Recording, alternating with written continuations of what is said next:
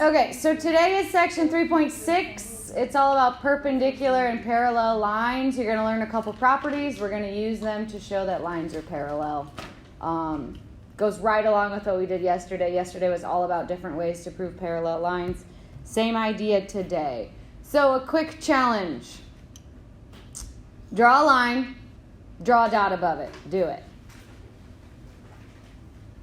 Now, draw as many lines as you can that pass through the point that are parallel to the first line. You don't want to do the challenge? So again, draw a line, draw a point. Now, see how many lines you can draw through this point that will be parallel to the first line.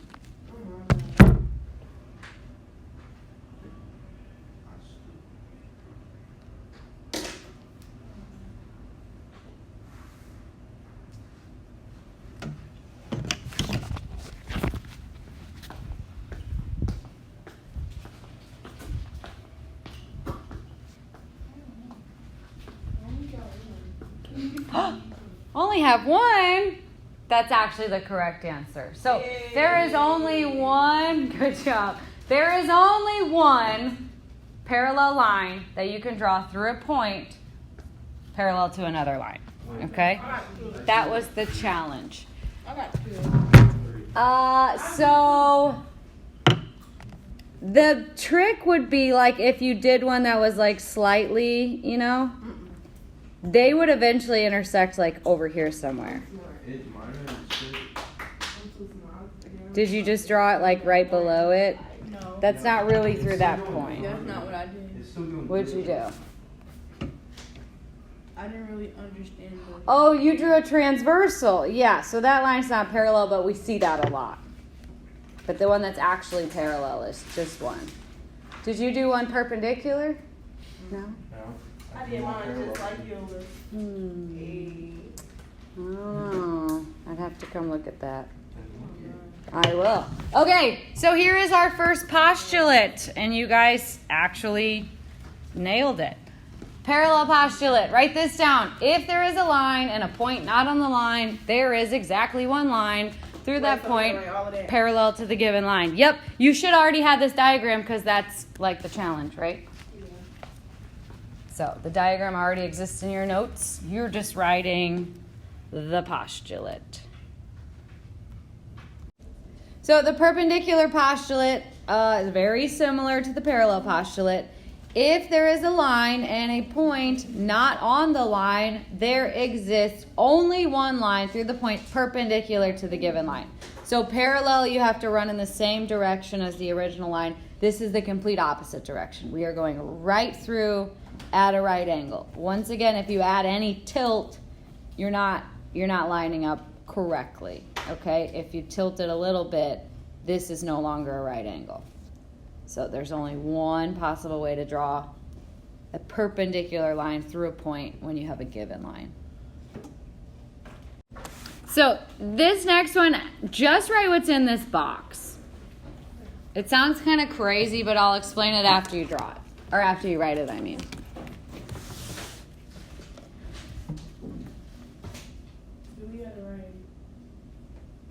No, you don't have to write 3.11. That's not really relevant. The important part is that if-then statement. Basically, it's kind of like the transitive property. If two lines are parallel and one of those lines is parallel to a new line, the first one and the third one are parallel. It might be a good idea to draw that diagram.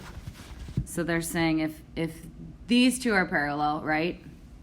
And these two are parallel, these two also have to be parallel. So if two lines are parallel to the same line, they're parallel to each other. Okay, same idea, but perpendicular this time. So just write down the if-then statement and draw the picture real quick. So now they're saying, well,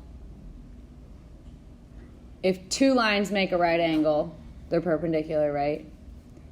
And then another line also is perpendicular. The two that are perpendicular have to be parallel to each other. It goes right along the lines of like the corresponding angles thing we did yesterday. It's like if you make two right angles, these would have to be parallel.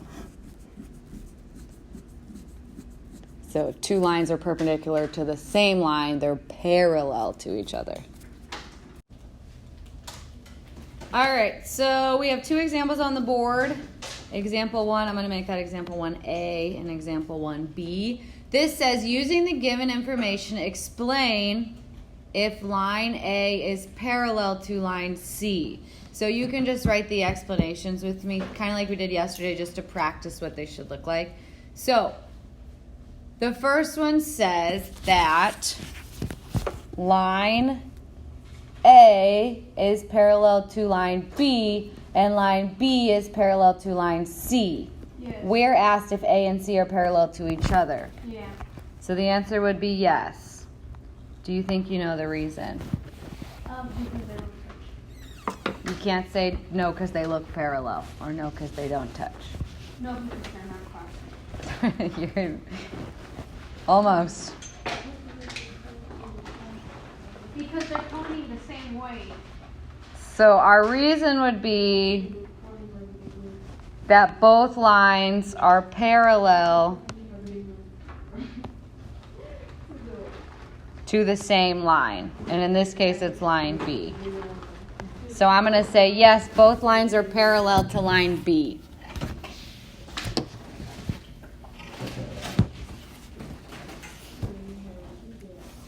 All right, part B. We are given that I don't know where I got an A from. That 1 and 2 are congruent, right? So if 1 and 2 are congruent, what type of angles are those? Parallel. The lines are parallel. The angles are one of the ones we did yesterday. Still on the board in blue. They're congruent. Corresponding. They're corresponding. Good. So if A and B are parallel and B and C are parallel, are A and C parallel? This guy and this guy way out here.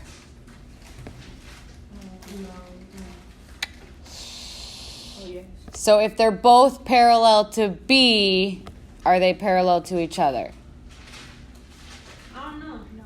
B and C? We want to know if A and C are parallel. So A and B are parallel because corresponding angles are congruent. Yeah, they're parallel. B and C are parallel because they tell me right there. Yeah. This is actually the same type of problem as this. They're both parallel to line B, so they're parallel to each other.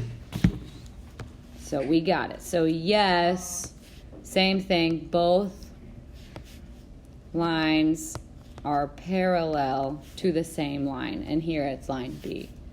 So both parallel to line B.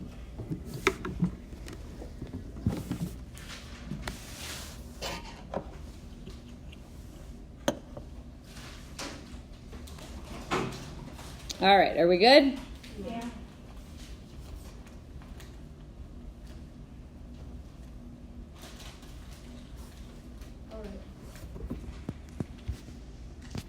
All right, example 2 says, find the value of x that would make these lines parallel.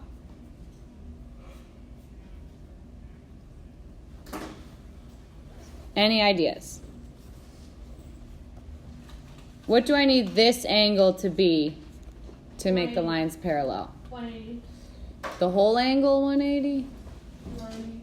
It would need to be 90 because when we add it to this 90, we would want 180. Okay.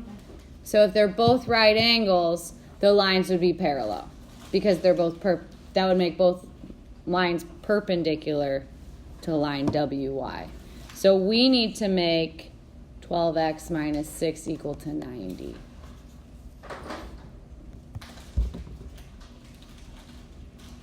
Now what? 12 eggs.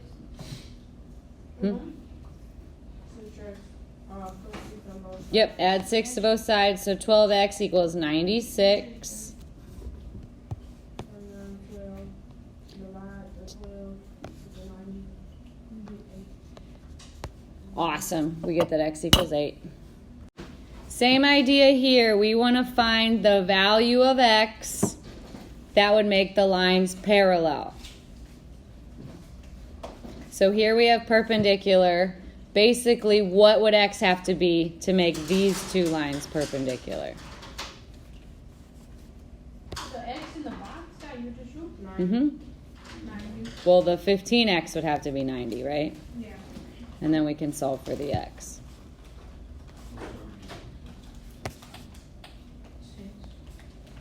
Awesome. How is number 6 different? It has a 3x plus 15. It's in parentheses. And the lines are crooked. So what does this angle need to be equal to? 90. Yeah, you're right. They're not same side. They're alternate interiors, but they would still need to be congruent. When they're all right angles, it makes it a little easier because Okay, good point. they're really like supplementary and congruent at the same time. So the answer is, you are correct, 25.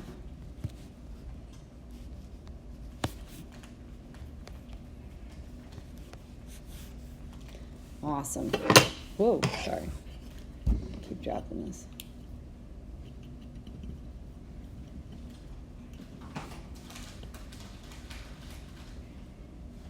All right.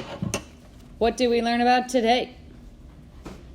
We learned about parallel and perpendicular postulate. Very good. We basically just learned 4 postulates. 2 of them are about parallel, and 2 of them are about perpendicular.